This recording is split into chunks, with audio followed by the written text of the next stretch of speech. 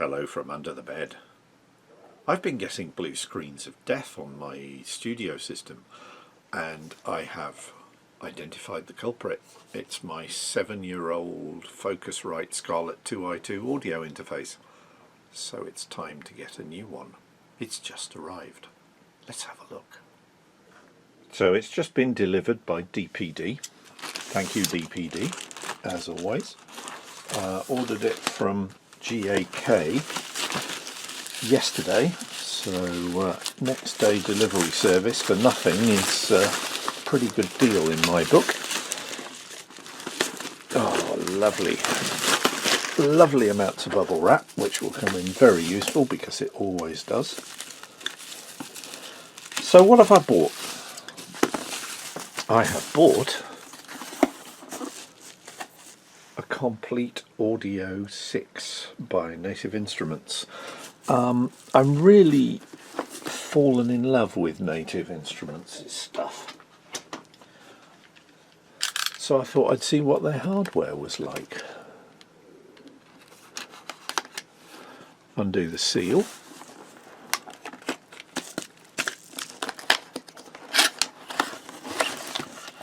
Nicely packaged.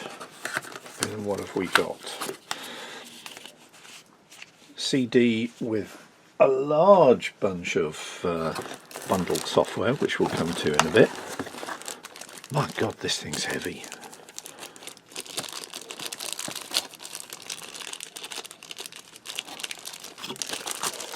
There we go.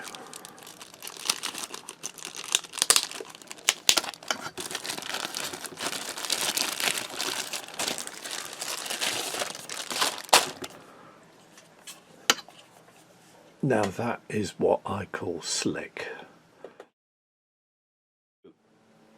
6 inputs, 2 combined 1/4-inch jacks and 3-pin XLRs, 2 headphone outputs. On the back, a whole bunch more inputs and outputs, so you end up with 6 ins and 6 outs. And good old-fashioned standard USB-B interface, which means I don't have to replace my existing plug. So let's plug it in. That casing really is a case of none more black, isn't it? I think if Uncle Rick was here, he'd probably say something along the lines of, "That's rather glorious," because it is. It's integrated into my studio, which took about 5 minutes. It's on a little shelf that I built myself out of bits of pine I had lying around in the conservatory, because when you've got power tools, what else are you going to do? And I've also taken the time to install the software that I got as a result of buying the unit, and thereby hangs a tale. Installation's pretty straightforward. Plug all the cables into it, switch it to the settings that you want. So I've got my front panel inputs set to line 1 and 2. Then off to the Native Instruments website, download the driver and the Native Instruments Complete Audio Control Panel. Here it is. As you can see, it's version 0.35. My buffer settings I've got as a fairly conservative 256 samples, mainly because I do an awful lot of work with VSTs. If I didn't, I could probably push it to 128 samples, and that would cut my latency down to a round trip of under 10 milliseconds, which is ridiculous. But it's all working as it should do. Next step was to open the Native Instruments Native Access application, which I've already got installed because I'm a Native Instruments user. I've got things like Massive. And to tell it what I've got, I just type in the serial number of the unit I've just put into the desk. Once I'd done that, it told me I had lots of new software to download. How much new software? Well, I actually counted all of these figures up as they downloaded, and the final total came to 6.5 gigabytes of software to play with.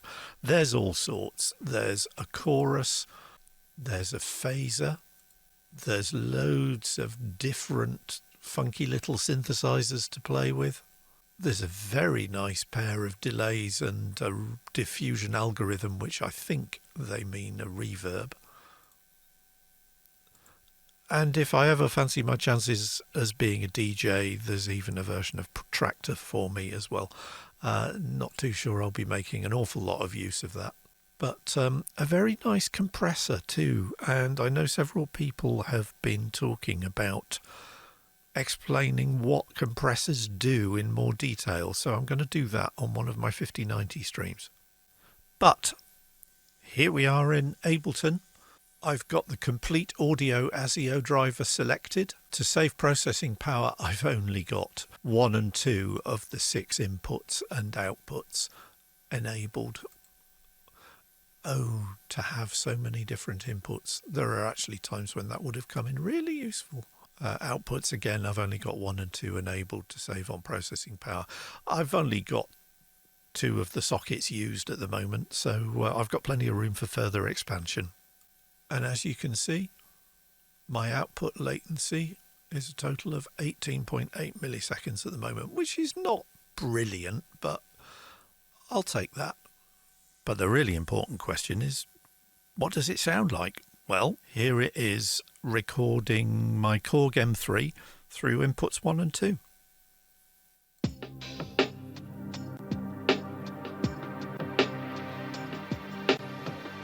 Sounds pretty good to me.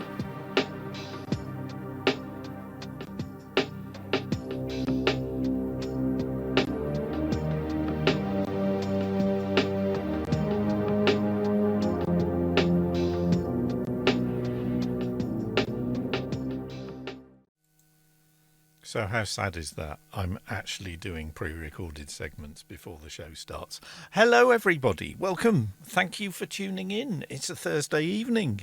It's warm. It's 29.5 degrees Celsius in here, so I will probably fade and start saying and flagging a lot as we go on through the evening. I did a stream on Sunday night that was an hour and a half long. And I edited it early this week because I'm putting all of these shows up on YouTube, and there are separate playlists for all of these Thursday night shows and the Sunday night shows, which are designed to help people who are just starting out in the home recording business and who are taking part in the annual songwriting challenge of 5090, where you have to write 50 songs in the 90 days between July the 4th and October the 1st. How am I doing in that? We'll come to that in a bit. But first, gear. Yes, I have a new audio interface. It's brilliant. I have 6.5 gigabytes of new toys to play with, and I'm actually having to resort to reading the manuals because I opened something called Blocks, which appeared to be based on the Game of Life. You know, Stephen Conway's little things with gliders and blocks that progress according to rules. Native Instruments have got an instrument that actually uses that to make sound. Yeah, that's what I thought. Okay, quick update on the actual piece of kit that I've got. I said on the starting video that I've got the latency up to about 18, which is nothing special. Well, quick update on that. If we go to Ableton, I've been playing around with stuff, and it turns out that the driver has a safe mode, and if you turn the safe mode off, it cut my latency by 5 milliseconds. How cool is that? I just hope nothing explodes as a result of disabling safe mode, but we'll cross that bridge when we come to it. I'm actually tempted to start running a Deadpool on which piece of equipment is going to fail next. I'm having dibs on the JX3P because that was what was making the weird sounds a while ago. It's occasionally resetting itself on me, and I think there's some dry soldering joints on the motherboard, which is why it makes funny crackling noises and squeaks occasionally. So if there are any random pieces of strange noises coming through this evening, and there will be plenty of strange noises because I promised a ray of emotions that we'd cover that, then it's probably the JX3P. Right. So last week it all went pear-shaped. Sunday night it was not quite as pear-shaped, but you couldn't hear what I was playing in Ableton. I fixed that. It was because I hadn't pushed a button that I'd accidentally unpushed while I was moving stuff around to fit the new audio interface in. So if you can cast your mind back, we were talking about this bonkers piece of kit, the Buchla easel. This is Arturia's emulation of it. At the time I said the Techno Velocity patch sounded rather good because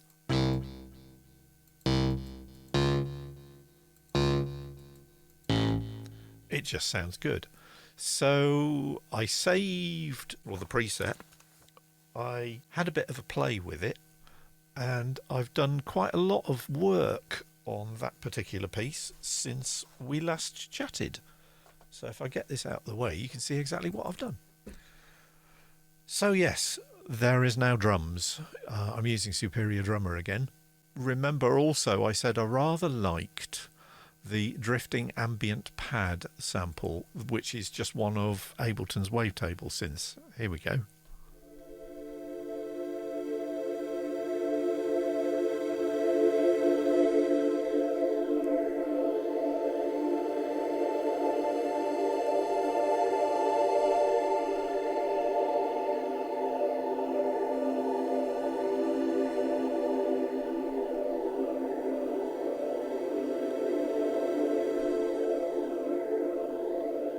And we've got the Buchla basically playing the riff that I played on Sunday's show. So let's just play that.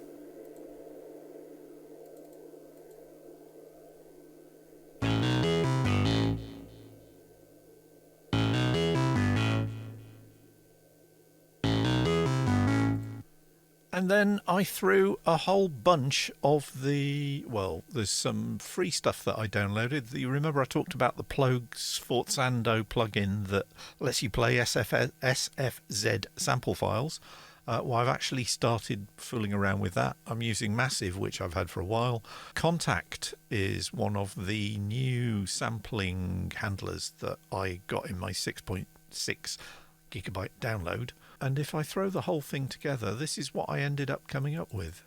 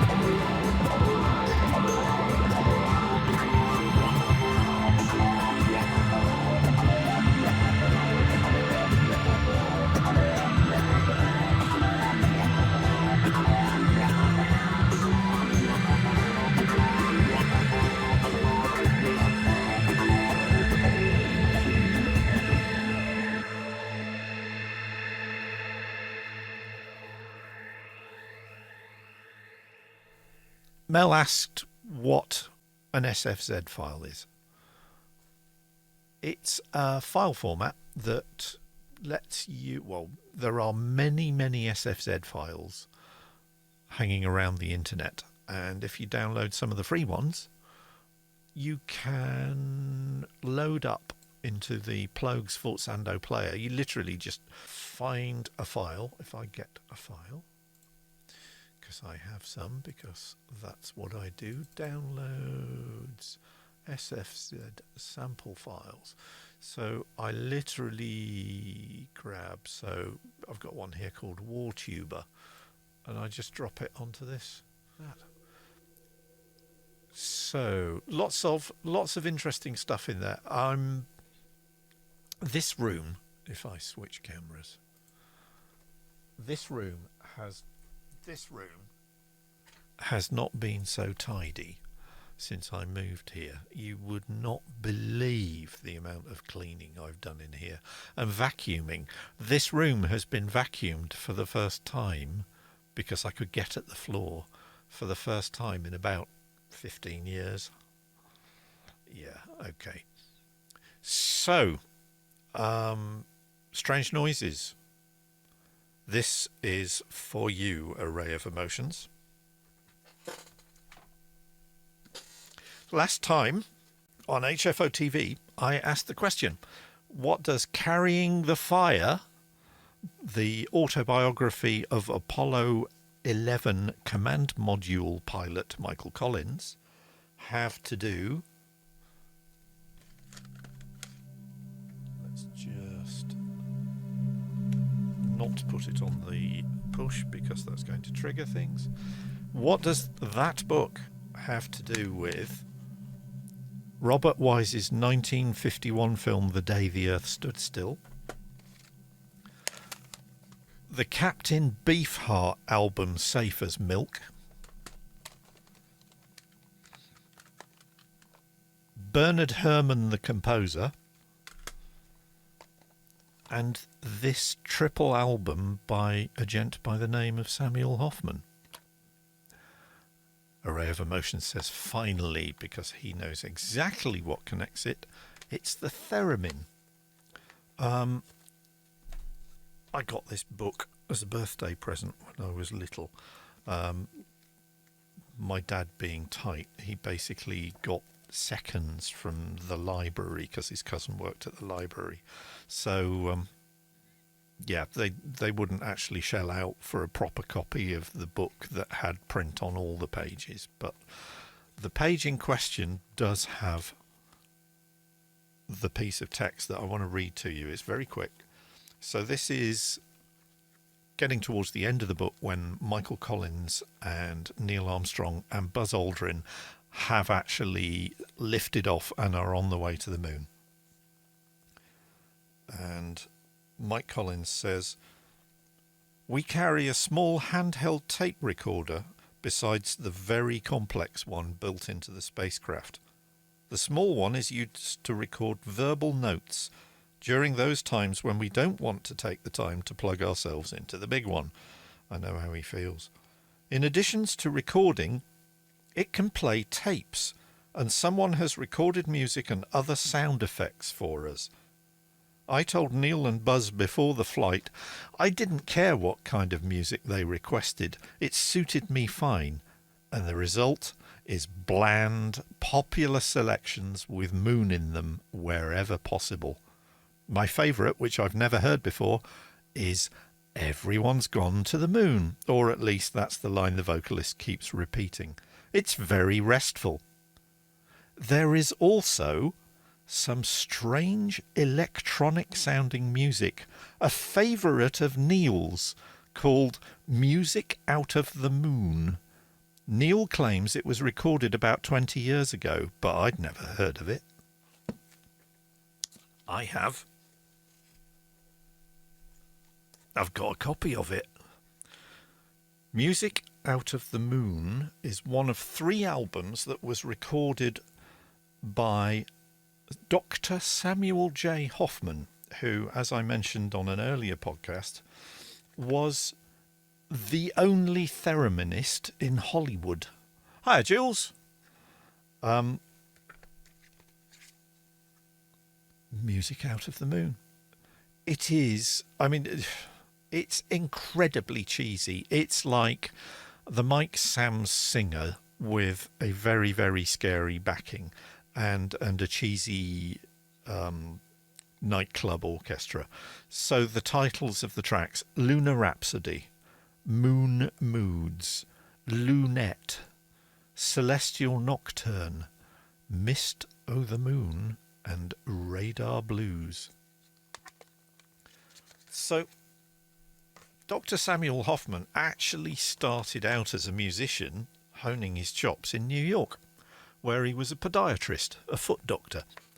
He then moved through being promoted to the West Coast and set up shop in LA. And as he was a musician, he signed up with a local chapter of the Musicians Union and listed all the instruments that he could play. And he was a bit of a dilettante when it came to music. He would play anything. And one of the things that he played was a 1930s model theremin, as invented by the mad Russian inventor Leon Termin.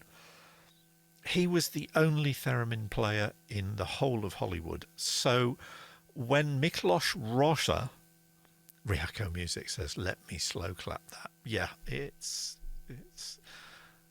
that's Array of Emotions. It's cheesy because it's the moon is definitely slow clap material. Thanks for that, David.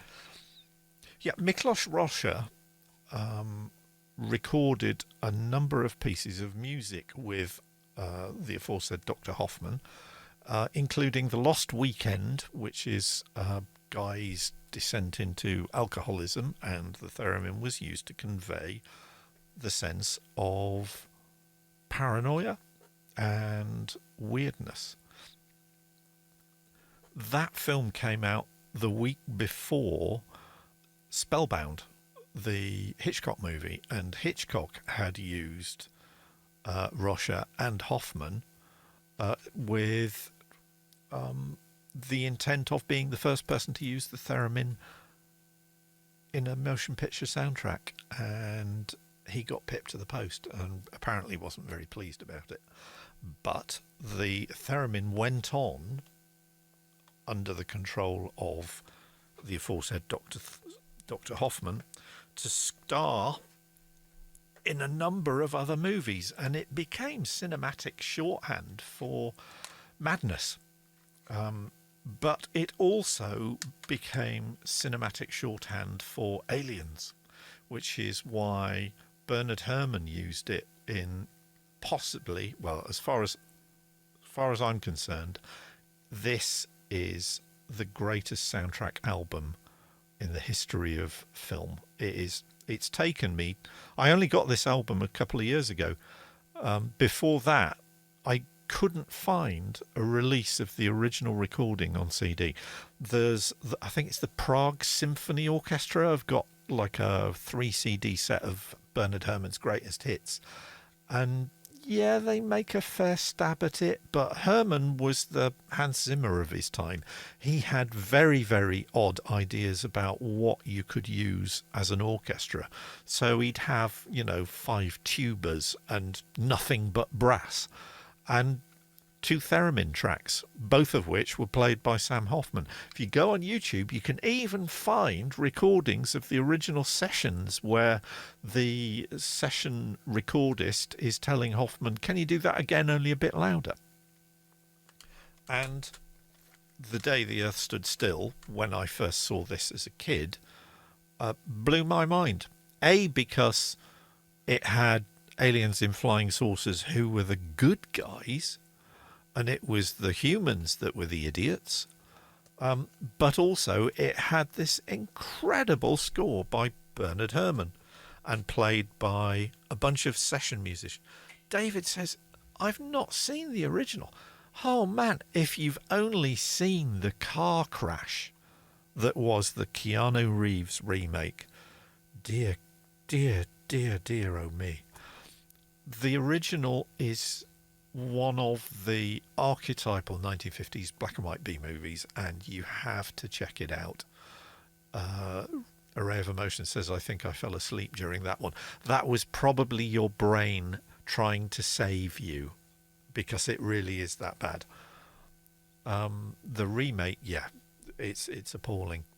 But the original is wonderful. And Michael Rennie, who was a classic English leading man who made it big in Hollywood, plays a very, very good Klaatu. And there's also the chap from Lost Horizon playing somebody who isn't identified as supposed to be Albert Einstein, but it's pretty bloody obvious that's who they were trying to make him be. Ryako Music says, even Keanu couldn't save it. Yep, he tried his best, but it's a stinker. So Hoffman went on to play theremin in basically whenever theremins were hot, and then as he got older kind of retired. But a certain Don Van Vliet persuaded him to come out of retirement, and he actually plays theremin on a couple of tracks on Safe as Milk, and is credited as, I think it's either Sam or Sammy Hoffman rather than Dr. Samuel J. Hoffman. But so, all this waffling, what is a theremin? Well, I'm glad you asked. Let's go over here.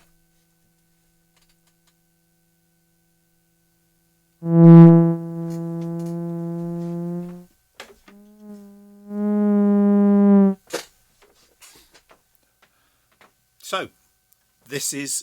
you should be able to hear me. Everybody hear me all right? Yeah, I'm getting sound on that. This is a Moog Etherwave theremin. It's basically a box with a single antenna, which is used to control pitch depending on how close my hand is to it, and a hoop down here. And basically, if I lift my hand up, it increases the volume. And that's very loud. So let's just turn that down a bit.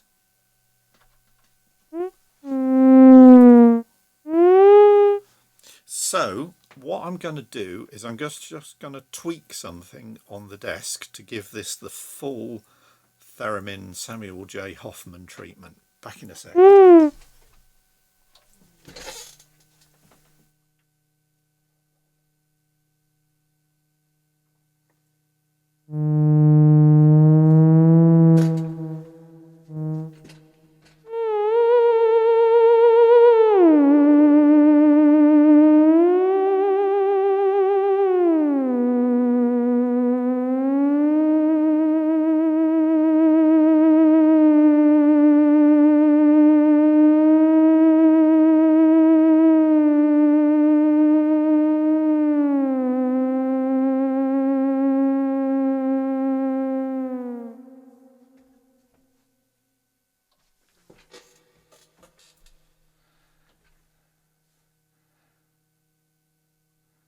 Oh dear. So let's let's turn the plate reverb off. Ryako Music says Queenie, who is her lovely big fluffy cat, just squeaked after hearing the theremin. Oh dear! Please apologise to Queenie for me. That wasn't intended. Array of Emotions says awesome. It is a very, very fun instrument to play. I took it to a party once and I couldn't get close to it. People were absolutely freaking out playing it. I mean, it was a party in Bristol where we actually had a live band with a 4-piece horn section in somebody's shed at the bottom of the garden, because that's how I roll. And Array of Emotions says, is it difficult to learn? It's nearly frickin' impossible. Do not drink coffee before you try playing in tune, because there is no control over pitch other than the placement of your hand. And there are particular hand positions that you use, and switching from one position to the next will usually, he said rashly, result in steps of pitch of a semitone. So there are instructional videos online. There are some great ones. There's one, Clara Rockmore, who was a master thereminist, actually was taught by Leon Theremin himself, and she worked a lot with Moog. And when I bought the theremin off Moog, it came with a DVD of Clara Rockmore performing. Ryako Music says, is hand size an issue when playing the theremin? Not really. And I mean, to be honest, you don't really need to use your hands. You can use your head. And quite often, if I've got that thing plugged in and I'm playing something else and I get too close to it, it sets it off. So yes, any part of the anatomy kind of works. But they are great for space music. They're putting reverb and a bit of echo on it is definitely recommended, because you hear the difference in sound when I do it again. Let's have another go, and that was with Cathedral. I'm going to try a different effect setting. So we'll go for a bit of concert hall and see what this sounds like. So bear with me a second.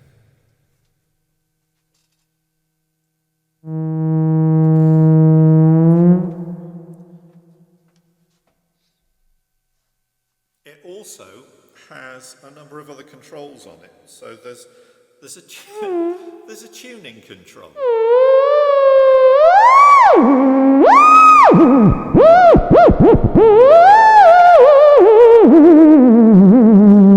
Because for the full science fiction effect, you want the deep bass growl.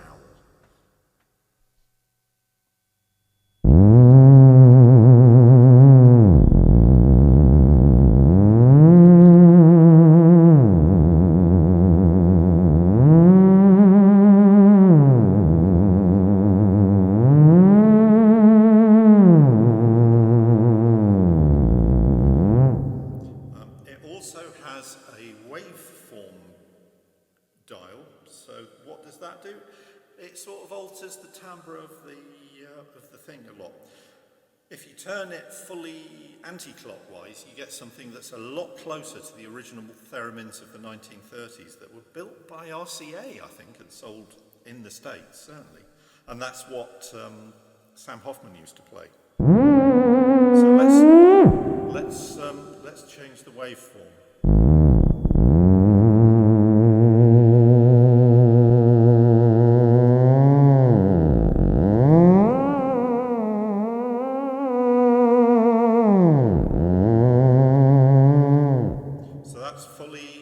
Anti-clockwise, and this is fully clockwise.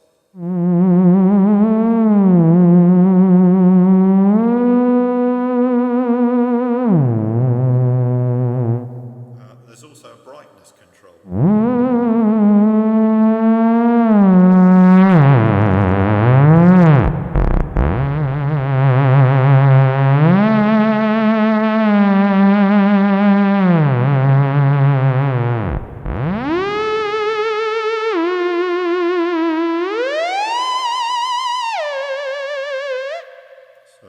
This is more science fiction-y.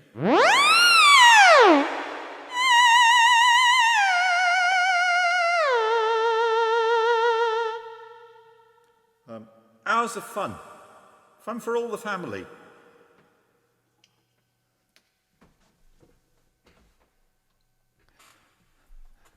Guppy Wigsbeth says, I love that sound. So do I. I've wanted a theremin since I was a kid.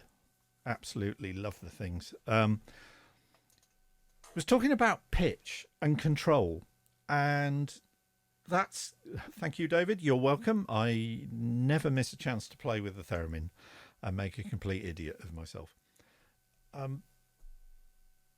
Yeah, the pitch aspect of it is kind of a sticking point for a lot of people because you need incredibly fine motor control. And as I was saying, coffee will completely smash your ability to play the damn thing. Moog, not missing a trick, built something called the Theramini, which you can buy, which is about half the size of that unit and is a nice lozenge shaped and looks very sort of 1950s sci-fi retro cool art deco. It's basically a theremin with auto tune, so it won't let you play out of pitch. It applies pitch correction to what you're playing. That's not fair. I've spent ages trying to get completely out of tune on this. You know, why should somebody else come along and play in pitch and show me up? It's just not fair. It's not fair. I'd already got that when the Theramini came out. If I was a rich man, I would have one by now. And I know that one of our fellow William Gibson board people, Deborah, actually has a Theramini, and I'm very jealous. So, anyway. Ryako Music says, it's totally fair. You have all the toys. Well, yeah, there is that. So, that concludes this evening's demonstration on the theremin. So, what else have I been up to? Well, funny you should say that. I haven't been sleeping. I've been kind of ill or sick for the last week or so. And it's resulted in me getting about 2 or 3 hours sleep, which is not good, but excuse me a second.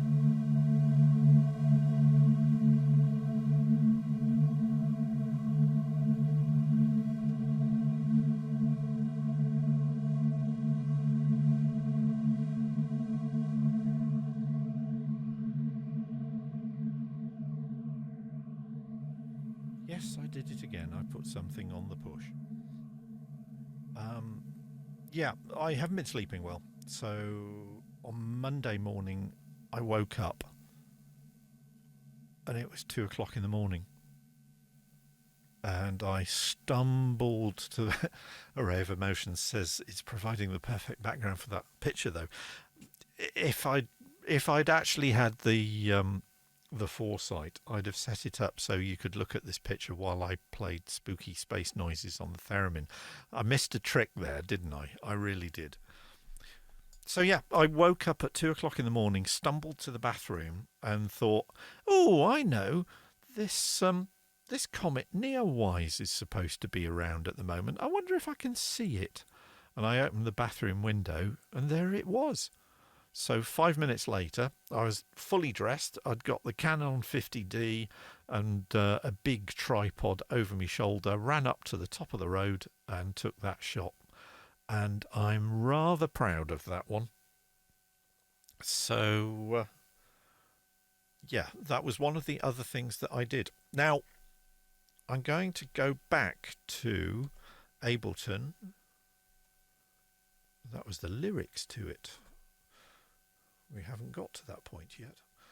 I'm going to go back to Ableton, and in my unboxing video, I played you a piece of music, and that piece of music ended up being a track called Harbinger, because comets are known as harbingers of disruption, pandemics, the death of kings, and all sorts of other wonderfully glorious, nasty stuff. So I decided that the piece of music, so this at the top, if I solo it, was the piece of music that I played at the beginning of the show.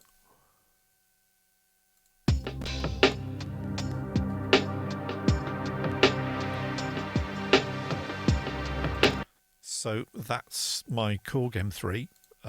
Basically using the Karma auto accompaniment stuff, and that I actually ended up not using the original version of it because I stripped out the backing track without the basses and everything else, and I started using a whole lot of other plugins and VSTs.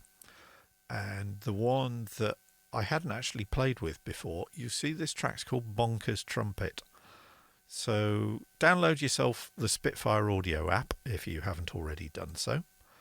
And you will see in the in fact, let me show you the Spitfire Audio app. When you run it,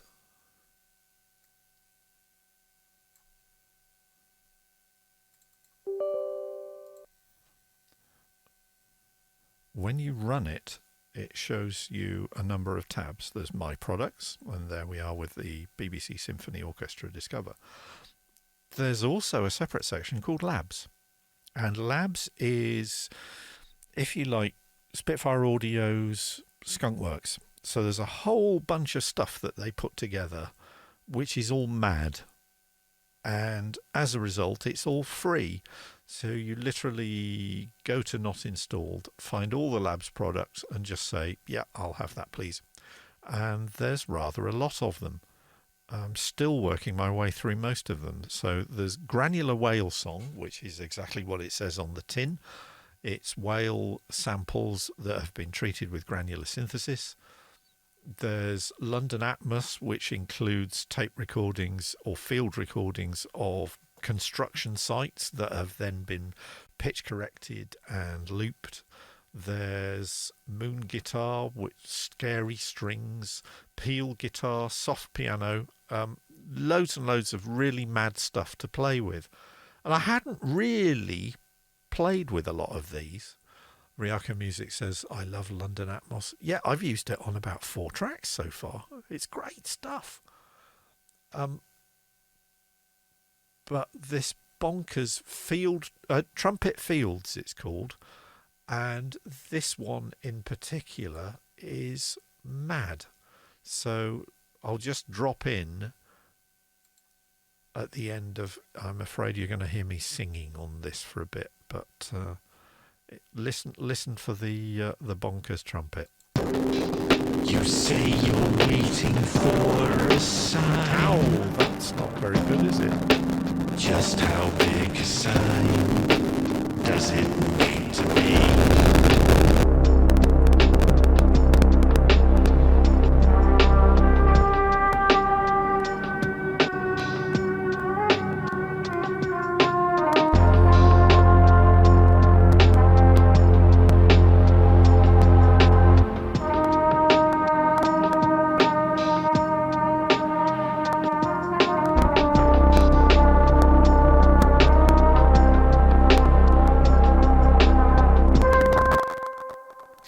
This is struggling to run OBS, a bunch of other stuff, Ableton and Labs at the same time, so I apologise for the crackles in there. It's one of the things that I've been working on this week to try and bring my latency down. I've upgraded the drivers to my wireless card.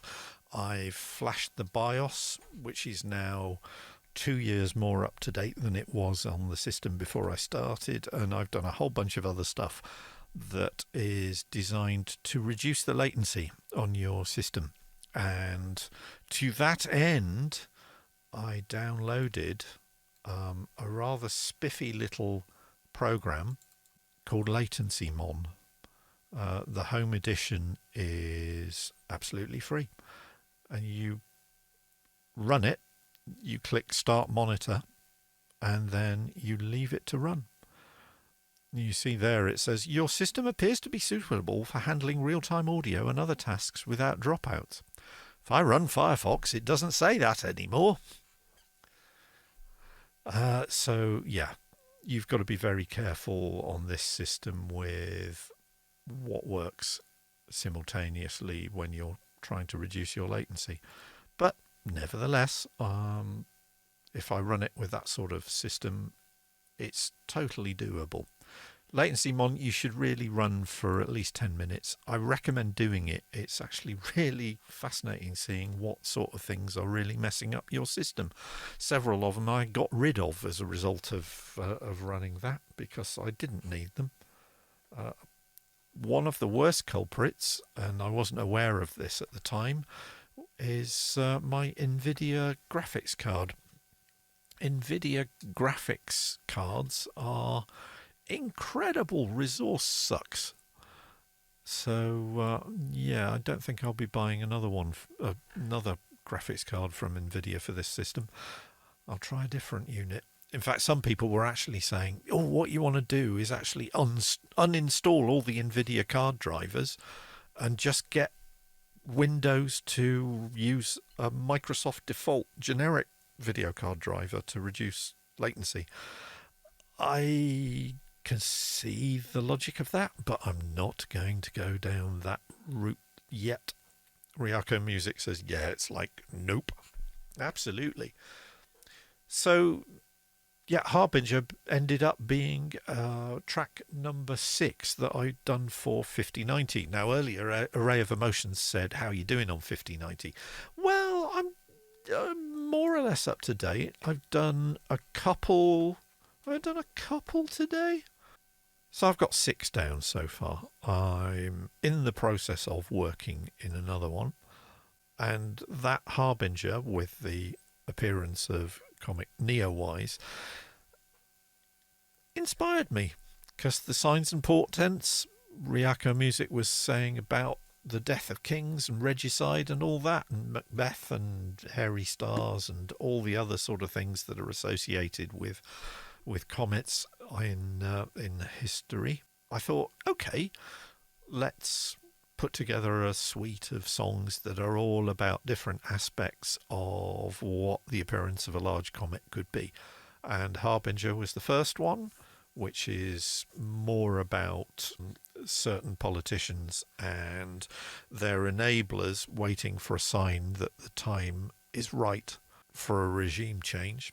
And the question that Harbinger asks is, just how big a sign do you need it to be? There will be, I've got the titles of certain politicians. More than one, shall we say. I can think of 2 in particular. Ryako Music says, yeah, absolutely. But let's stay away from the politics, folks. This is a music show. This is about making life cool and interesting and creating stuff that gives people joy, because that's my mission in life. I've decided these days, now that I'm more or less retired, I'm spending as much time as possible as I can making music. And the point of doing this show and the show on Sunday night, of helping other people to make music as well, because I really want to help and inspire other people to go off and try some of these toys and things.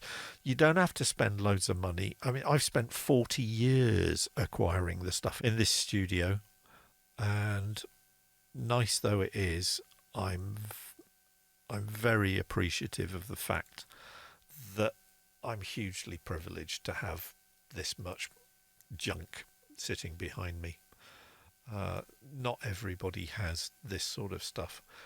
Maybe later on in 5090 I'll take the challenge of creating a track just with hang on a sec, I'll get it. So when I used to shoot videos, I used to use this as a backup sound recorder, and it actually comes in very useful for making music. So a lot of the atmospheres and field recordings that I've used in 5090 and Form in previous years have all been made with this. There are a number of different little field recorders available, but the one that I plump for is this Tascam DR40. Yes, Tascam DR40. Why did I pick this one? Simple. It's got XLR inputs.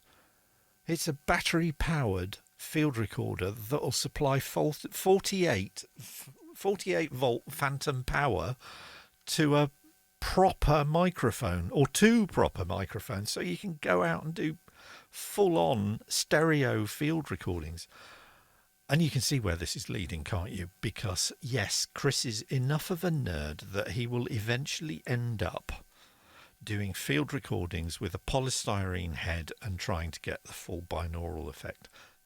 Bass player called Tony Levin has a solo album that came out, gosh, mid-90s, 95, 96, called World Diary. And then he did one called Tales from the Iron Mountain, or the Caves of the Iron Mountain, I can't remember which, that was engineered by a masterful studio engineer by the name of Chad Blake, and that's Chad with a T. And the whole album is recorded binaurally, and on headphones it is trippy, because it's recorded in a real cave. So the album starts with the binaural head being carried into the cave, while one of the musicians is, Jules says 95, I believe. Thanks, Jules. That sounds about right, because I think I got World Diary signed by Tony in Concord when I went and stayed with my brother, and that would have been 95. Excellent. Array of Emotions says binaural stuff is amazing. Check out Aphex Twin stuff if you haven't already done so, because some of the things he does, he goes beyond binaural. He starts doing stuff with psychoacoustics, and that's a rabbit hole that we'll leave for another day. So yeah, what I'm thinking of doing is recording a track for 5090 on a Sunday night. I'll do it with this. I'll probably just chuck a SM58 in the bottom of it and just use an acoustic guitar, and if you're really not behaving yourselves, I may even sing at you, and we'll see what we can come up with just using this rather than any of this stuff. Sound like an idea? Right. Checks notes, because yes, I've been writing stuff. One of the reasons that I'm knackered at the moment is that I've been pushing myself. I've been more active over the last month than I have for probably the last year since I got sick, and I've been doing loads of DIY. So as I mentioned on Sunday, there you've got a set of shelves which are now the mounting point for the Zoom Q8 webcam, which gives me a slightly better field of view than it was before. But I've been knackered. Every joint I have seems to ache. So I've called a moratorium on the DIY for the moment, and I'm going to concentrate on music and everything like that. But I was playing the 9-string a few days ago and went completely down the rabbit hole and played it for 6 hours solid. And when I realised what time it was and that it was time I went and got something to eat and tried putting it down, I couldn't actually flex my left elbow, so I've no idea what I've done to that. So I've been taking it very easily, and that's why a lot of my tracks over the past week or so feature keyboard playing rather than guitar playing. Array of Emotions says at least the studio is looking good. I'm amazed how inspired it's made me, because now rather than coming in here and feeling guilty that it's not in a state that it should be, I come in here and it's like, oh, right, what can we do? And that is so important when you're making music of your own. You want your space to be the sort of space that you look forwards to being in when you're making your music. It's if you walk into the room and your heart sinks because you know you need to tidy up, then tidy up. Do it. I've put this stuff off for so many years because I kept on saying, oh, well, I'll do it when I can afford to buy a proper desk that I can put the mixer and the 32 track and everything else on, and I can get rid of the bed so that I no longer have head injuries every few months as a result of standing up once I've forgotten that I'm actually underneath a very solid piece of ironmongery. But rather than waiting until never, that's the thing I've learned over since doing form is you don't wait. Do it now. Do it with what you've got. Don't wait until you've got that perfect room and that perfect piece of kit and the best piece of, musical equipment that you've always wanted. I've got a rubbish acoustic Spanish guitar that came back from Spain with my cousin when she went on holiday there in about 1967. And I still use it, although I really need to restring it. So maybe I'll do that this week. Do it now. Do it with what you've got. But learn to make what you've got work. And that's the theme that I'm trying to cover in the 50-90 shows that I'm doing on Sunday evenings. Ryako Music says head injuries are awful. I'll tell you what, when you've no hair on top, you don't even have a buffer. And this is steel. And it hurts. I've got some... Let me show you on this.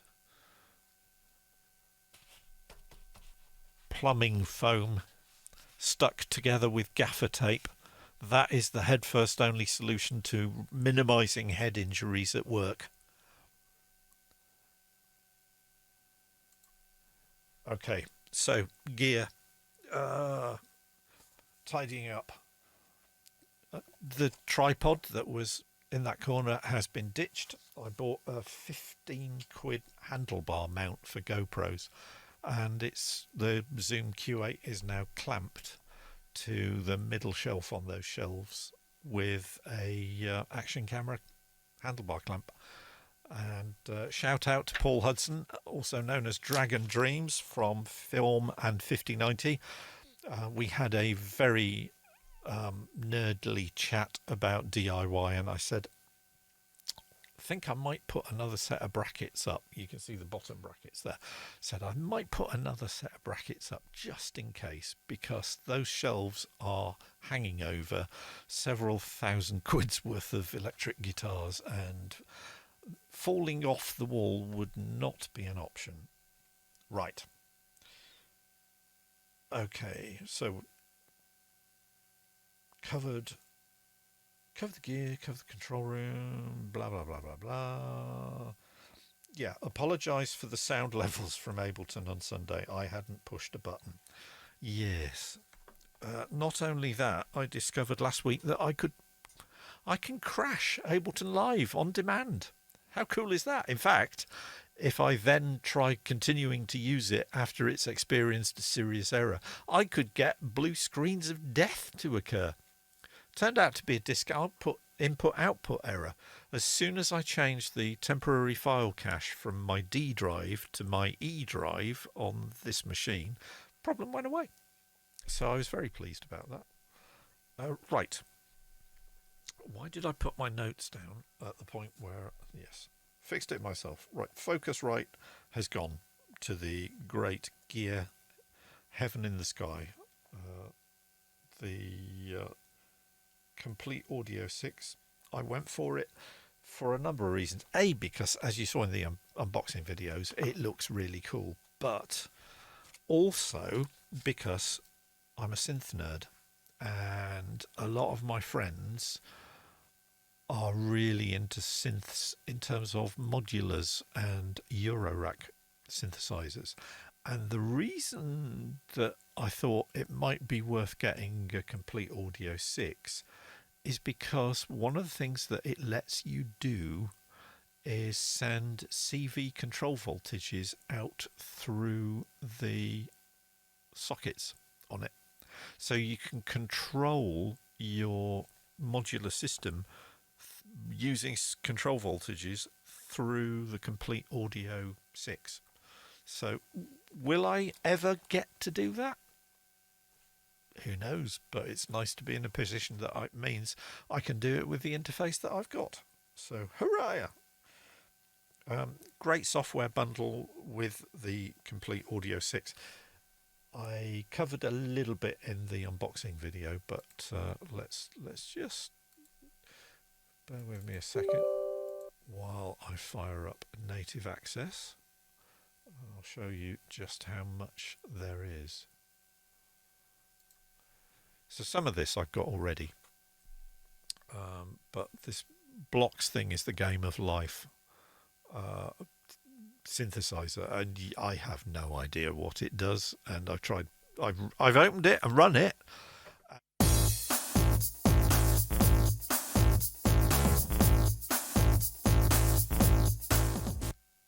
Let's try that again, shall we? I've opened it and run it, and I've still no idea what it does. There's a guitar rig factory selection, so there's a VST that emulates Marshall stacks, but when you've got a Marshall stack in the back of the room, do you actually need it? Loads and loads and loads of other stuff. Machine, contact, so much stuff. 6.6 gigabytes of the stuff. I will be reporting back on that as I discover how to use it. Right, why did the end credits music start just then? Well, I've been a nerd. So I covered this on Sunday, but if you weren't watching on Sunday, before I got the push, I had an Ableton Launchpad made by Novation, and it's been sitting in its very spiffy neoprene jacket gathering dust for the last couple of years, and I thought, well, that's not really good enough.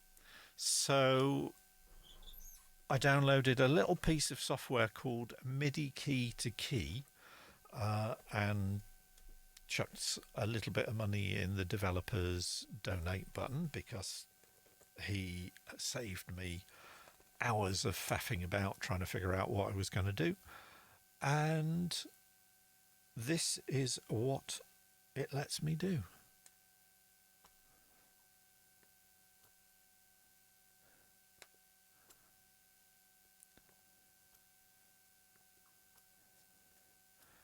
It's turned what was a session controller for Ableton Live into a very quick and handy session controller for my Open Broadcaster software that I'm using for this live stream.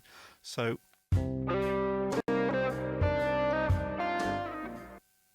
ooh, it's Doctor Who. So all my main scenes I've got set up, and all the subsidiary scenes for each I've got on a horizontal line. So yes, that's what. So if I push that button, we go to display 2.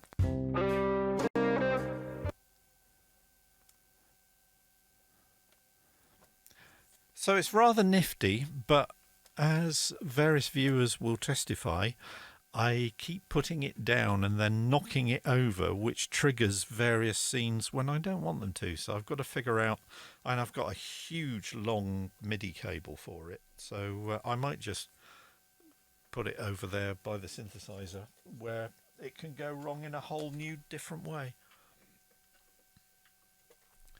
Ryako Music says buy a side table. But that's how I get in and out of the studio. Just down here is my exit route to the studio. I'd block myself in. It's this bit here is the way out of the room, and it's already gradually accumulating junk like nobody's business. But yeah. So Ryako Music says Dragon Dreams is not wrong indeed. So I've been having a lot of fun with setting gear up in ways that help the workflow, actually help. Ryako Music says it's a small room. To be fair, it is. I mean, it's the second bedroom in the house. It's not really designed to be a recording studio, but I make use of the space that I've got. I know a few people who resorted to buying a shed and putting all their gear in the shed. But I think if I put a shed in the back garden that was this size, I wouldn't have a back garden anymore. It would take the whole back garden up, because I do not have a very big garden. Right, where are we? Music. So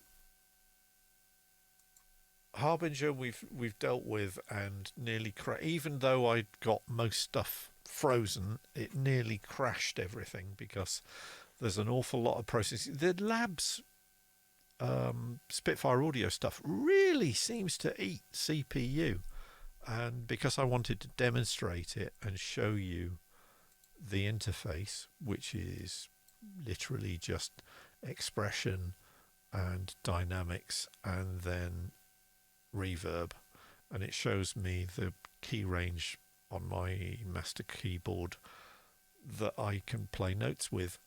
It's very, very processor hungry, although at the moment it's claiming it's not using any CPU. I don't believe you. But I've been having great fun changing. Yeah, Ryako Music says Labs is a CPU vampire. It really is.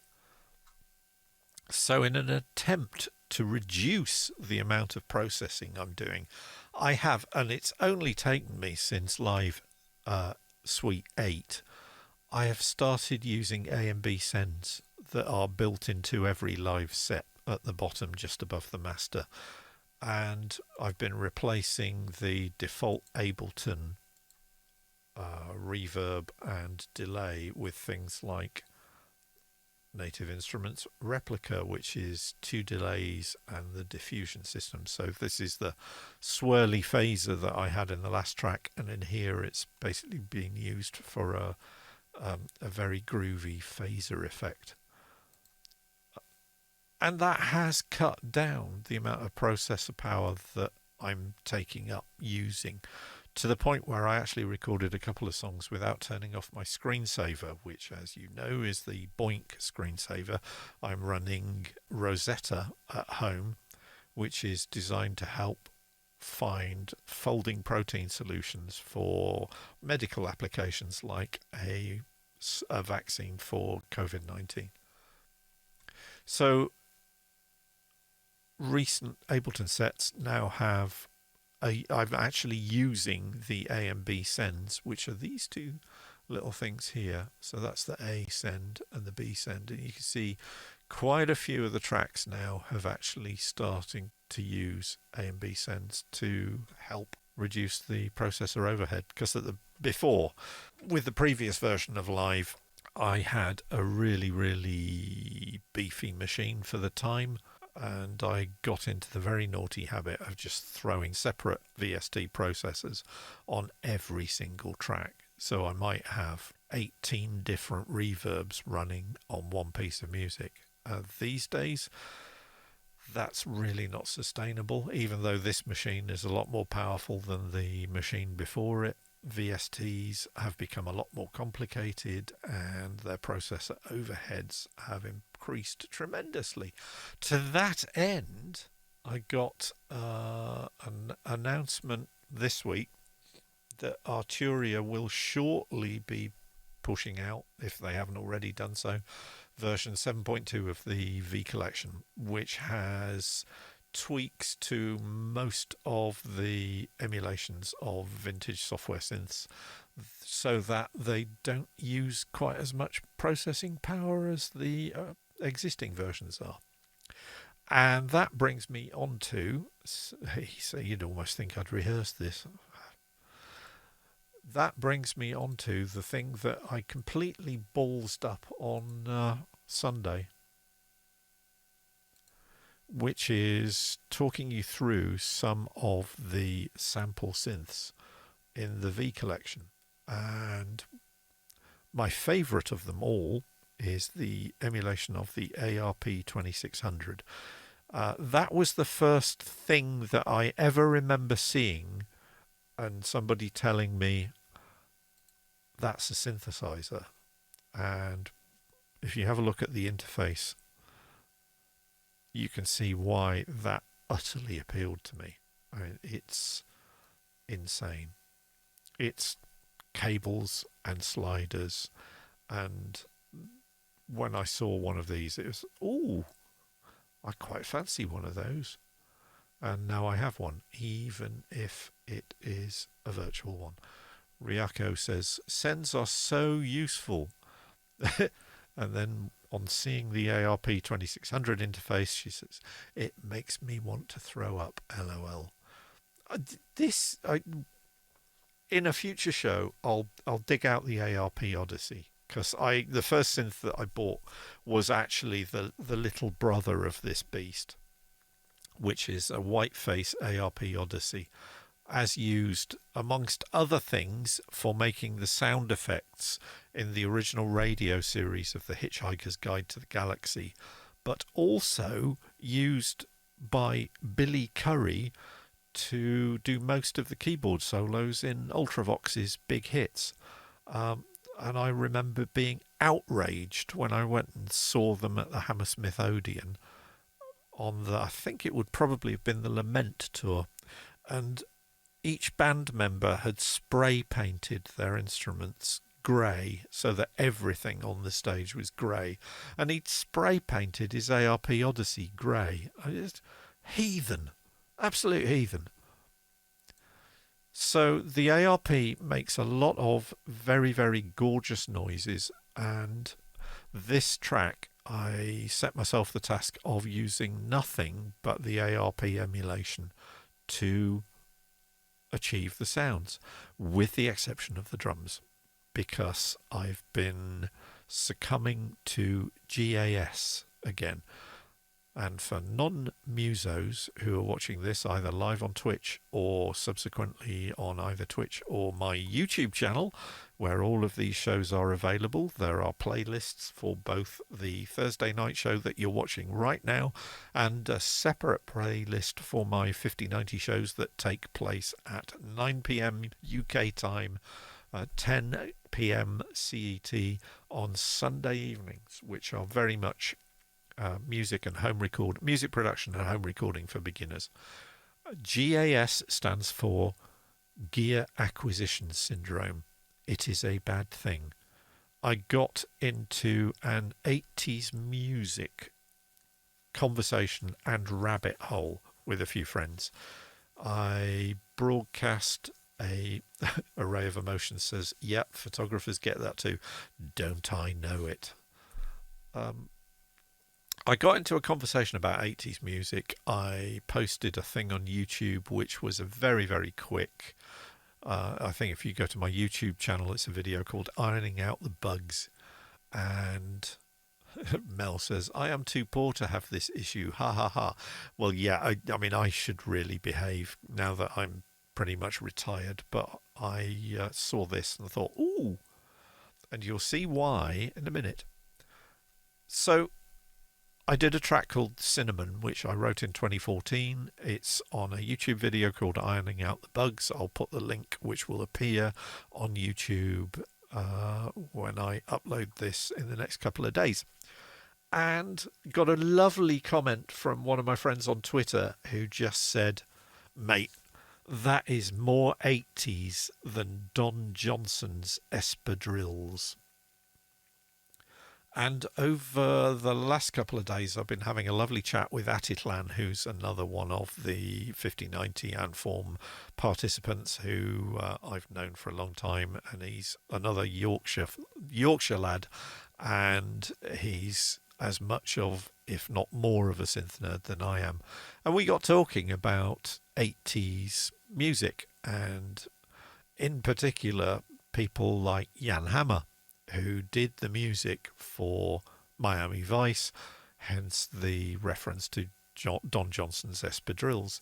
And the conversation revolved around the use of the Fairlight CMI, or computer musical instrument, which was one of the things that Jan Hammer used a lot. And in fact, Jan Hammer uses the same samples for some of the music in Miami Vice that Peter Gabriel uses on tracks like The Family and the Fishing Net on Peter Gabriel 4. Not many people know that. I'll get me coat. But Jan Hammer's setup, not only was it the Fairlight, he also used the Yamaha DX7 a lot. And I have, if I just create a MIDI track, I have a Yamaha DX7 free emulation, which you can go and find online. It's called DXZ, and it does a perfect job of recreating the original DX7 circuitry to the point where you can actually load the original system exclusive ROM memories for the Yamaha DX7. So if I do this one and play it,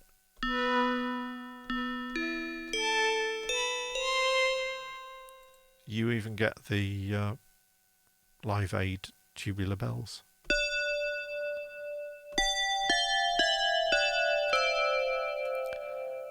So Guppy Wigber said, I didn't know that. Is that also the same sound on Crockett's theme? Absolutely it is. The Yamaha DX7 that Jan Hammer used is actually all the guitars on the Miami Vice music. There are no guitars on the Miami Vice music. It's Jan Hammer playing a Yamaha DX7. But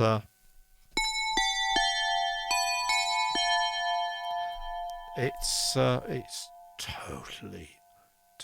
Ryako Music says, I remember hearing the Miami Vice opening credits when I was like 6 and thinking that the sounds were too cool. They are.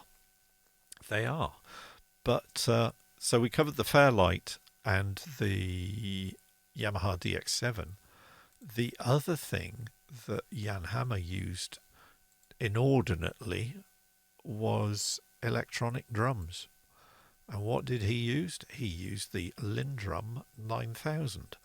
And those go for silly money now.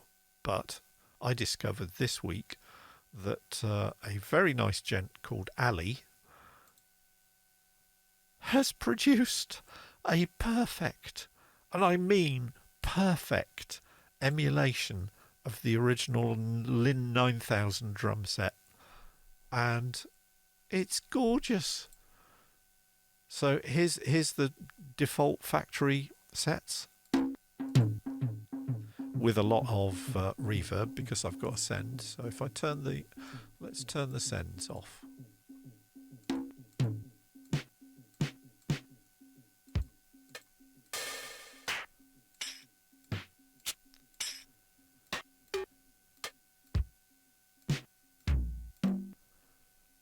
Ryako Music says, whoa, that was exactly my reaction. And then I started reading Ali's website and realized that Ali had help in programming the Lindrum emulations, because you don't just get the original EEPROM of the Lindrum. You also get a set called Minneapolis 1, 2, 3, and 4 that are programmed by a gent who goes by the name of Dr. Fink. Remember him?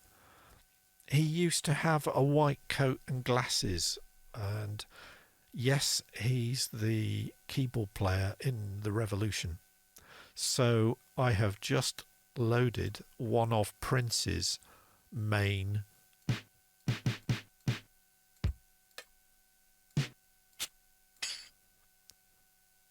drum settings, and with a bit of EQ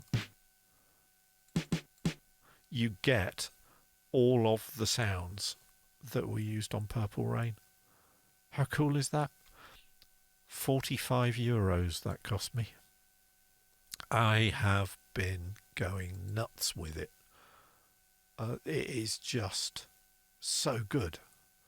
And let me just play you what the results sound like.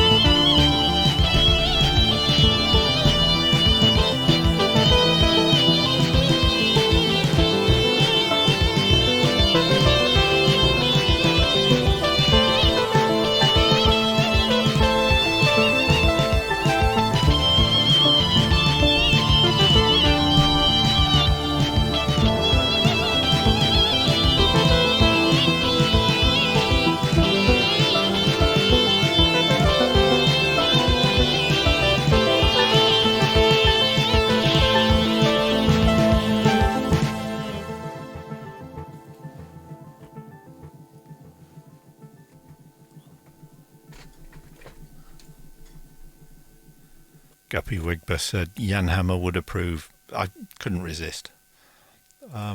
Jan is a huge, huge hero of mine. I've been following his stuff since he played keyboards for Jeff Beck in the 70s.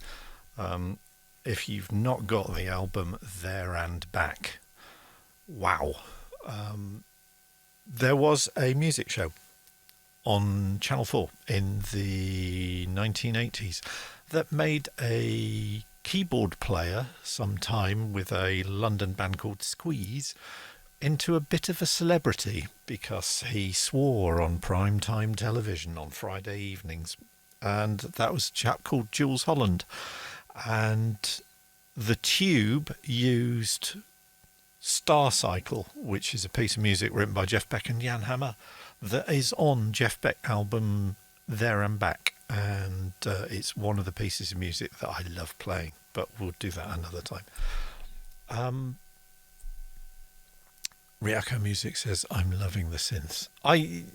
Once I get sat at that lot, hours can go by. I do tend to rather zone out, get into what Csikszentmihalyi calls flow, the flow state. That is something, as a musician, as a creator, that's the thing you want to get into. It's when the task that you are attempting is challenging both in its novelty and challenging in its match to your current skill level. So it's just complicated enough and just interesting enough to make you focus on it. And this guy who watch his TED Talk. The TED Talk about flow is brilliant, and his story about going into a lecture theatre in Switzerland to pass the time of day because he was a penniless student and he couldn't afford to go to the pictures, but he discovered that a local university was giving a lecture on flying saucers in their lecture theatre, and he went mainly because it was dry and warm and he could sit and read a book or something in the back. Turned out that the bloke giving the lecture on flying saucers was a certain Mr. Carl Gustav Jung. If you've never read C.G. Jung's Flying Saucers, A Modern Myth of Things Seen in the Sky, but Jung was a student of Freud until they eventually fell out. He was a complete mystic. He wasn't really a scientist. Jung was a really, really interesting guy. Get hold of a copy of his autobiography, Memories, Dreams and Reflections, because you will spend most of it reading going, holy, he was just bizarre. Case in point, he was once having a conversation in Freud's study, in Freud's home in Vienna, when from Freud's bookcase came a very loud bang. And Freud made some comment of, the weather was particularly warm and obviously the bookcase had dried out and the wood had cracked, and that was what was causing the bang. At which point Jung, who was, as I said, a mystic, said, oh, no. He said, that bang was the externalization of interior psychological processes, and to prove it, there will be another bang in about 10 seconds. And sat back in silence. And Freud looked at him, and 10 seconds later, there was another bang from the bookcase. That's the kind of dude Jung was. Very charismatic, very, very interesting. So, back to this lecture theatre in Switzerland, Csikszentmihalyi had his mind blown and decided there and then on the spot to be a psychologist, and went on to investigate why it was that some people in the midst of civil war could lead happy and fulfilling lives, why surgeons could perform operations in hospitals that were being bombed and not notice.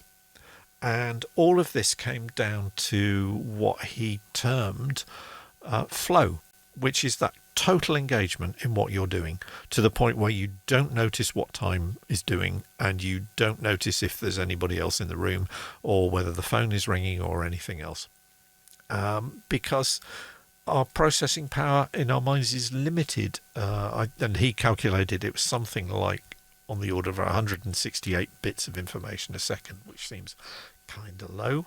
But the behavior and the research, and I mean, I've read his popular paperback, which Flow, The Secret to Happiness, which is actually quite interesting. But I've also read quite a few of, and I've got one of his main academic texts on flow, which is about 6 times the size, and it's fascinating, and it works because I've experienced it.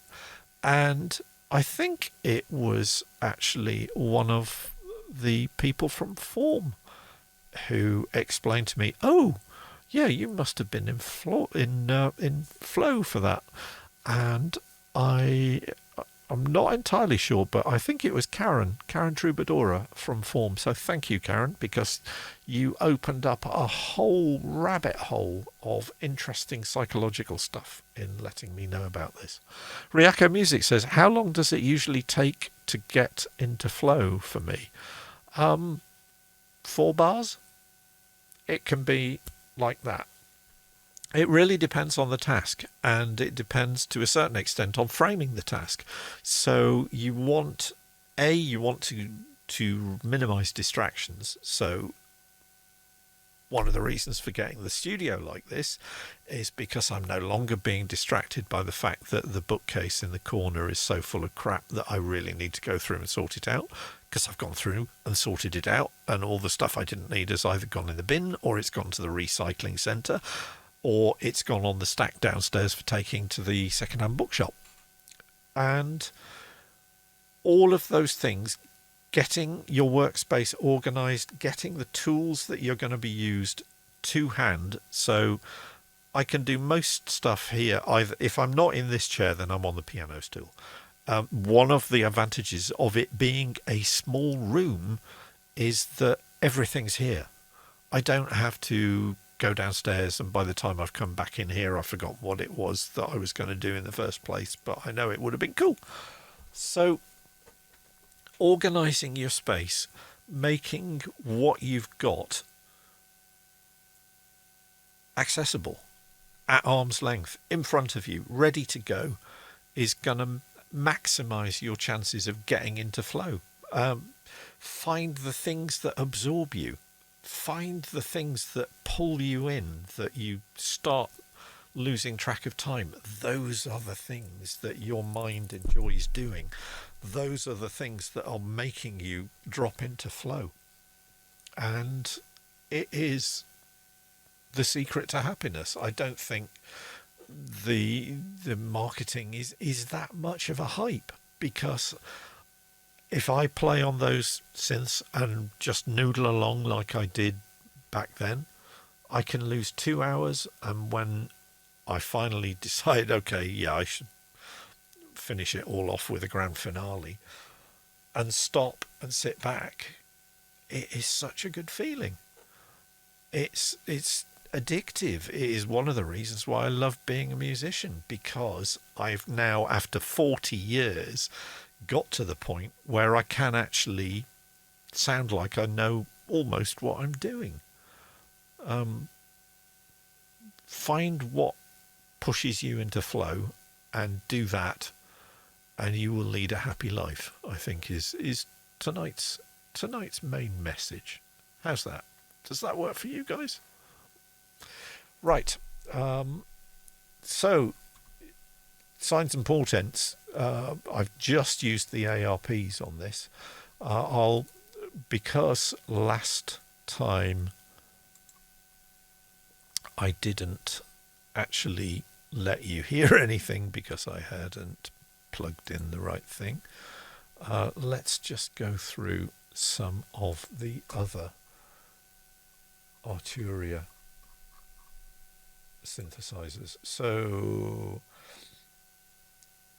let's go back to the Fairlight, shall we? Because you couldn't really hear it. I mean, all the Wobby, lovely Chris, thank you. Hello. That's interesting. I used this last week. They must have updated it. This must be the new version. So, Sarah, as I was saying, if I play it,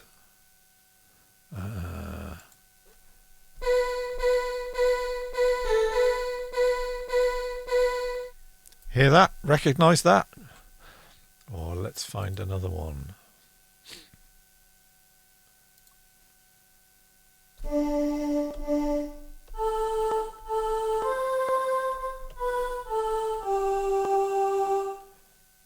The Fairlight, I mean David, and in fact we were having this conversation and I realised when I was editing the video afterwards I hadn't actually got the display on the screen, so you couldn't see what we were talking about. The display for the Fairlight was a monochrome green video screen. It was either a CGA or a Hercules graphics card, and it was adapted to use touch control. And yeah, it's lovely, but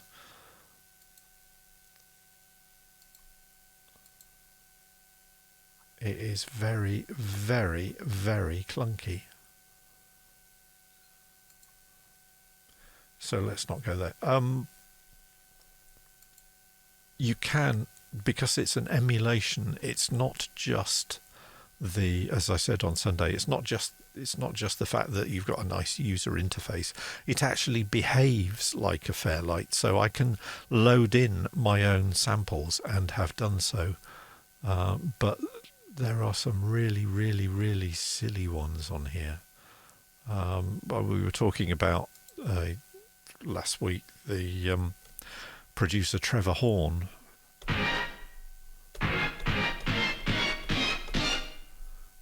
who was very fond of that when he was working with the prog rock band Yes. And anybody remember Owner of a Lonely Heart?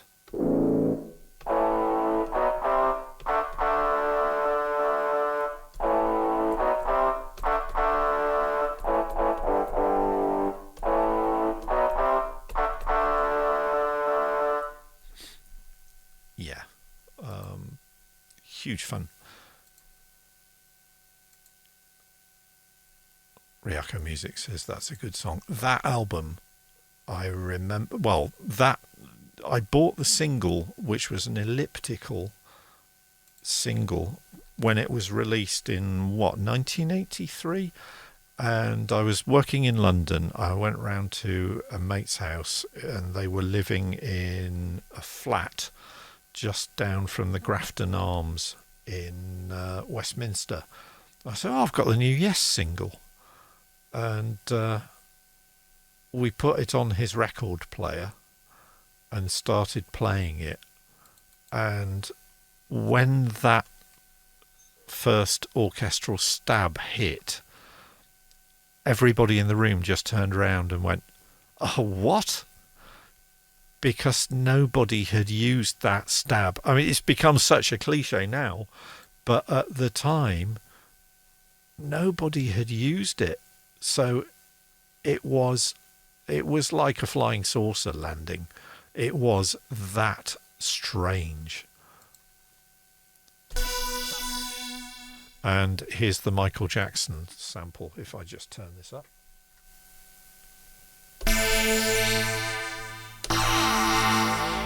Needs to be an octave lower, doesn't it? Let's try that.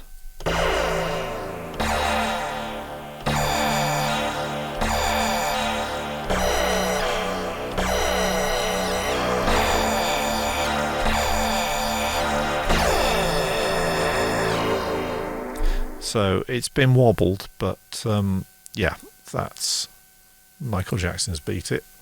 There are, what other synthesizers have we got? I was talking also, and again, I didn't actually have this thing on screen, so Sequential Circuits made a very nice wood-panelled soft synthesizer called the Prophet 5. Again, hugely expensive, glorious piece of kit, way out of my price range. But now I've got one I can just play with the click of a button. Again, huge huge amounts of ridiculous presets. But there are some. There's one there called Depeche Mode. I wonder what that sounds like.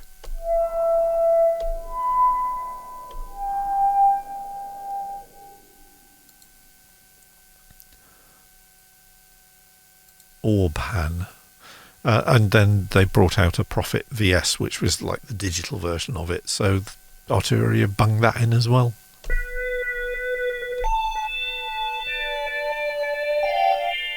Oh, it's Killing Joke.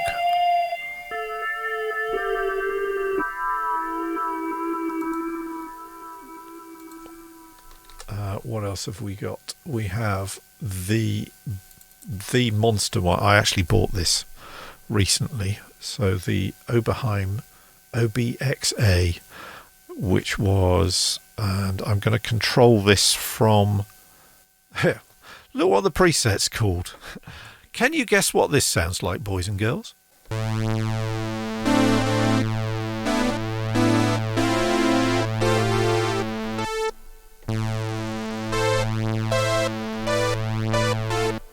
You get the idea. Is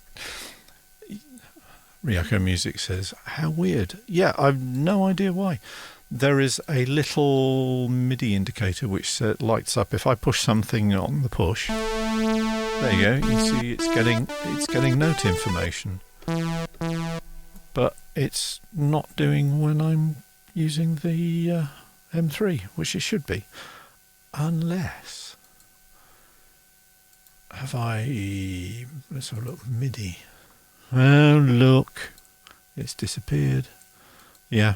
I will probably need to turn it off and turn it on again, so we'll do it another day. Sorry about that. But there are... Yeah, I mean... Just... When I bought the JX3P, I spent a good couple of years programming it and learning to make my own sounds with it. And to a lesser extent, I did that with the Juno 60 and the Juno 106. These days, because synthesizer memories are so big and they stuff them full of presets, you can just go down the rabbit hole of only using presets. And I know it's something that I really need to work on not doing, because there are so many other things that you can do with a synthesizer and make really cool noises that are just in there waiting to be discovered. This is my favourite. I've actually been round the Mellotron factory. I have a piece of genuine Mellotron tape in a little envelope downstairs, but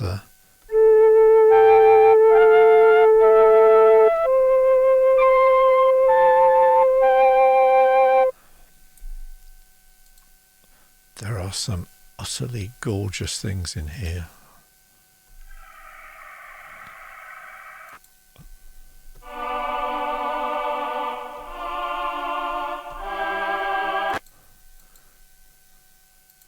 And some of the, well, almost all of them are instantly recognizable because they've been used on so many things. Anybody know start again. Anybody know how a Mellotron works? Because it's insane.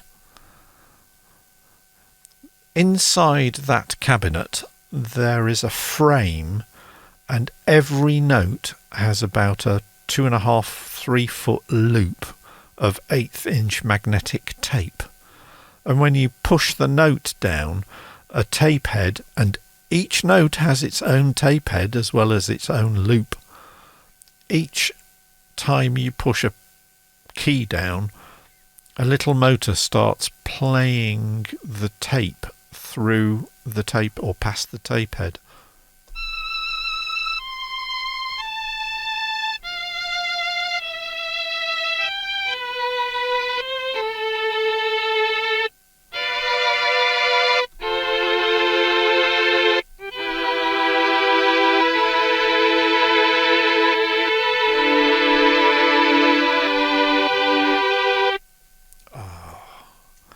That is the sound of prog. That is the Moody Blues. That is King Crimson. That is so Riako Music says, I wonder if it was a finicky piece of equipment. You think? Mr. Fripp has 3 of them just in case. I mean, these days you use an emulation of the things, but yeah, Mr. Fripp still has several Mellotrons. And that is...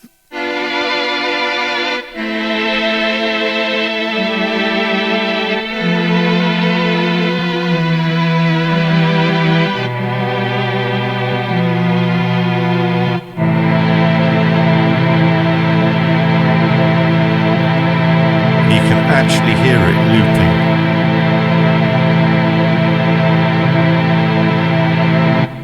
Isn't that glorious? Well, it's absolutely glorious, as Uncle Rick would say.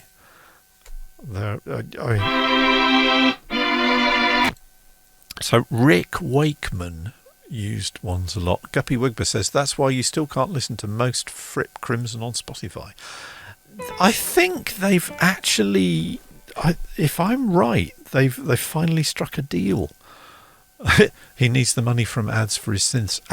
You should see Robert Fripp's rack system, which has one of these pretty much built, or one of those built into it, is called the Mothership. And there is actually a sort of Fripp's Gear, the Mothership, on YouTube, and you will be stunned, because it's like, okay, my little setup in here is rather humble by comparison. But there weren't actually that many different pieces of tape that you could get for the Mellotron, because it wasn't exactly the sort of thing you could go off and record, you know, a cow mooing at the bottom of the road and then put a series of tapes together inside the Mellotron, and lo and behold you could play, you know, cattle as your song. You know, it wasn't really a sampler. There were only that many different patches that they had on it. It was like strings, choir, flutes, and then it was all about the processing that you did afterwards. So Rubicon is a Tangerine Dream album. So, and it's very quiet. In fact, I can barely hear that here. I'm sure you can't hear it at all. Let's try another bit.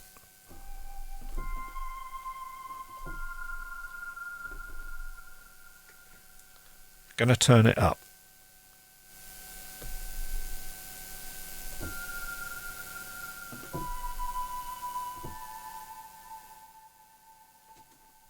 Yes, that is ludicrously quiet, so maybe something is broken, but never mind. We'll, what else have we got here? Oh yeah, and various organs.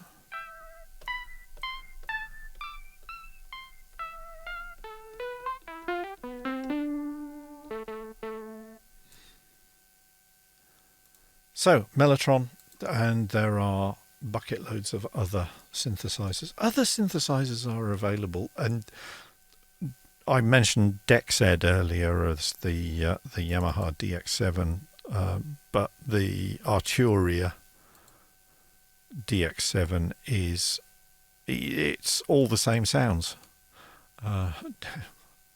Vangelis must obviously have used a DX7 or something. Ah, yes, we'll cover that in a second. So here's Deckard's DX.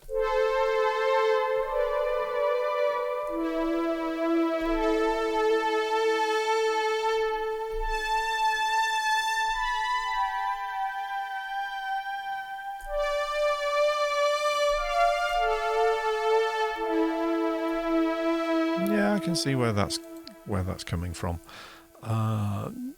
And again, if we go back Tubular Bells, compare this with the DexEd ones. It's the same. And again, because this is an emulation, you can actually load Yamaha DX7 ROMs, if you can find. They are kicking around on the net. But that reminds me, and we'll just do this one because I'm conscious I've been going for bloody hell 2 hours. Where did that time go, eh? Array of Emotions, Read the Mellotron. I believe Opeth used a real one on some of their later albums. That would not surprise me. In fact, I think I've actually read an article about their keyboard player and his love of the things. So yes, that sounds like just the sort of thing that Opeth would do. Yeah, we're on to the closing stretches, and we're into a certain Mr. Vangelis Papathanassou.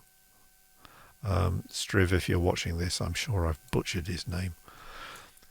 The Yamaha, let's get rid of my... The Yamaha CS80. This is the sound of, well, amongst other things, Toto's Africa. If you watch the video for Africa, there are at least... Is it Africa or Pamela? It may be Pamela. There are at least 2 members of the band are playing these damn things.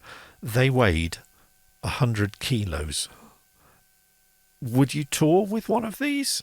You'd have to pay your road crew a lot of money, I would think, to get them to handle something like that. They are built like tanks. They are glorious things. And Vangelis used this machine for pretty much all of the soundtrack for Blade Runner, apart from using the Fender Rhodes for the electric piano parts. And I believe at one point Vangelis had 8 of these in his studios in London, but they are full of incredible noises.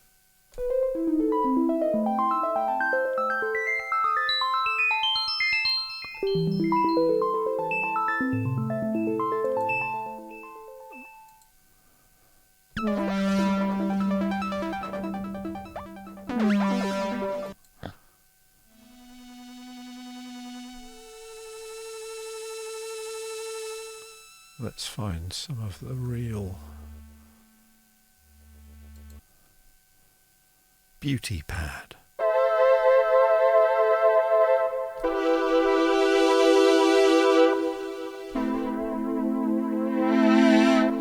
So if I enable that top down button again, you can see that this, because the push has, it's velocity sensitive, but it also has aftertouch. So if I press a chord and then push down harder, listen what happens.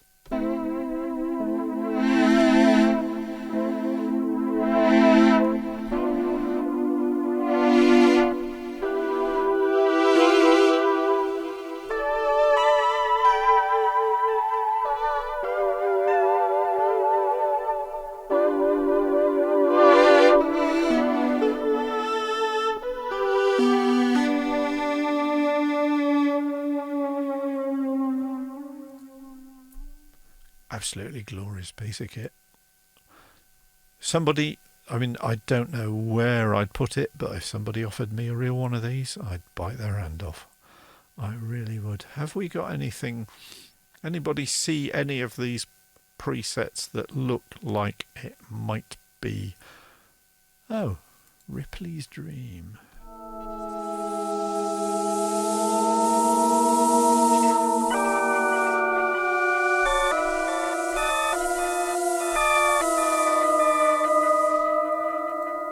So a lot of very, very, very atmospheric stuff. And I'm kind of looking to see if there's anything that's there will be in this ludicrous pile of presets. There will be something that sounds more than a little bit like the opening of Blade Runner, but your guess is as good as mine. I really need to sit down and just with a notebook, and yes, it is at the point where I have like the ring binder for doing the these live streams. You just need to make notes because it's just so ridiculously complicated, and there is just so much to choose from and so many different sounds that you can get out of it even before you start operating the controls yourself. Just where do you start? But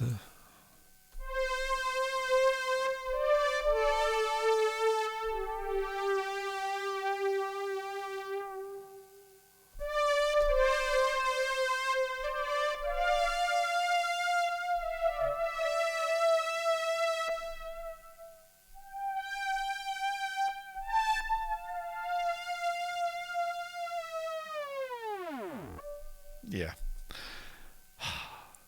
Bliss. I love the fact you can even see the wiring through the hot air vents at the top.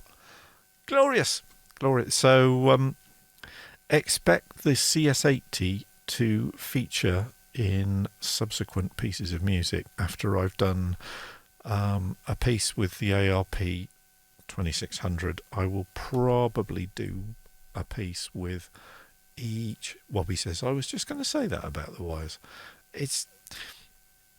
Here's one of my favourite words, and it's a word that I've actually used a lot professionally and David will probably already have anticipated what the word is that I am about to use. Skeuomorphism, which is the use of graphical elements to make it look like something it isn't. Ryako Music says, what? And Array of Emotions says, ooh. Yeah, skeuomorphism. So the Korg 32-track recorder I've got has what at first glance look like a series of holes, bit like the slots in the CS80 interface at the top that you could see the wires through. Korg 32 track has a series of little circular holes drilled in the top of it to act as hot air vents. Only they're not, they're printed on, because it's something that makes it look like it's a more vintage and authentic version of what it is. And Apple used to be absolute buggers for skeuomorphism, and it was the bane of Johnny Ive's life when he was at Apple. For instance, the Apple bookstore originally had a little wood panelled bookcase to put your collections in, and that is skeuomorphism gone mad. And in something like the interface for an old vintage synth, I can see how useful it is. But I mean, I've got stuff in the studio that will have skeuomorphic resonances in it that are completely unnecessary. They're just there to make it look like the more expensive old vintage valve driven version of something that's entirely electronic and doesn't need those things anymore because it's probably a screen. Hence my phone. I'll put a subtitle here on the YouTube video when I upload it later in the week. I'm going down the rabbit hole editing these things. I spent, as I was in the middle of saying 2 hours ago when we started this thing, when I put the video for YouTube together of Sunday stream for the 5090 show about beginning to use home recording and trying to get the best out of your equipment, I was really tired. And watching the video, good grief, the number of times I said or just wound down and stopped, and then sort of recovered to the point of carrying on with the rest of the show. How bad was it? When I finished editing the 90-minute stream that I'd actually broadcast, there was 19 minutes less of it. So I need to get more sleep. I didn't sleep very well last night. once again. I am feeling better than I was last week since I gave up the DIY. It is definitely helping, but yeah, I'm not in the best of health at the moment, and I need to look after myself. So having said that, we've been going for got more stuff in the chat's popped up. Ryako Music says, dude, it's like catfishing on Tinder. Ryako, Apple, you catfishing basket. Yeah, this is Array of Emotion says skeuomorphism used to be all over Apple software, and of course what Apple did everyone else had to do, so it was everywhere about 10 years ago. It used to drive me nuts. Array of Emotion says, I think in the synth audio software it actually makes sense. Yes, I agree, since it's made for people who are already familiar with the original thing. And it's kind of not skeuomorphism in the case of say, for instance, all of these wires on the ARP. I can unplug them. I can move them. How cool is that? So it's not actually... Is it skeuomorphism if it actually does what the original thing did? I don't know. Having unplugged that, I've got to make damn sure that I don't save that version. So I'm going to come out of Ableton without saving that. Save changes? No. Thank you. It makes it feel more solid. Yeah, it does. And for that reason, I don't know if you can see it with the light at the moment, but the Korg is very much the Apple design, because if I turn the main light off, you'll see what I mean.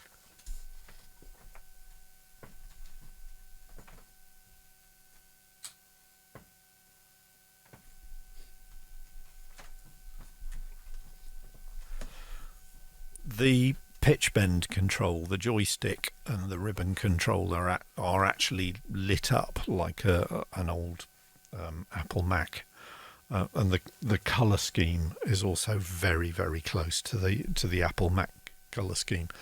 And the Juno 60 above it has wood panels on the end. I love it, although it's actually MDF rather than solid wood, which I was actually rather peeved about when I discovered. But yeah, strange approaches that they have with these things. I'm going to call it a night for tonight. Thank you very much for joining me. I think this is the most viewers I've ever had on a stream. Thank you very much if you're watching this on YouTube. My YouTube analytics have gone berserk. I got an email from YouTube this week because they'd noticed, and it's the first time an actual company service provider has ever emailed me and used the expression OMG exclamation mark with an animation of confetti or something else. People watched 17 hours of this stuff last week. How cool is that? Thank you. There will be more where that came from. Hopefully it won't be as rambling as it has been tonight and in previous issues. And Ryako Music says, LOL. Yeah, absolutely. But I'm enjoying it. I'm also enjoying the editing down and removing 19 minutes of complete waffle, to the point where I actually spent the whole of Monday editing video. How'd that happen? So if you want video editing, I might actually be quite good at it by the time I've been doing this for a few months. But for the time being, I will just say, stay well, stay safe, and stay sane. And I'll see you on Sunday night for the 5090 show, and I'll see you back here again next Thursday. And thanks for joining me. It's been fun. Cheers all.